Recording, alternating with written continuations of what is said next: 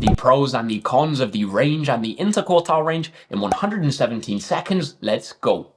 Here guys, we have a really quick reminder of the biggest pros and cons of the range and the interquartile range. Let's have a look. First of all, talking about our range, the biggest benefit of our range, guys, is going to be the fact that it takes all of our data into consideration, all the way from the smallest piece of data that we have to the largest. However, the biggest disadvantage is going to be the fact that it can be affected by extreme values, including those outliers, which are mismeasured pieces of data. If, for example, one of our pieces of data is measured inaccurately, that's going to throw off our range completely and give us a massively inaccurate perception of what's going on in that data. What about the interquartile range, guys? This is going to be our upper quartile minus our lower quartile, and the biggest disadvantage associated with that is going to be the fact that it doesn't take all of our data into account. We miss off those values at the bottom end and at the top end of our data. So the biggest drawback of the interquartile range is going to be the fact that it leaves some data out. Now, what about the biggest advantage? It's going to be the fact that it's not affected by those extreme values at the top or at the bottom. If we mismeasure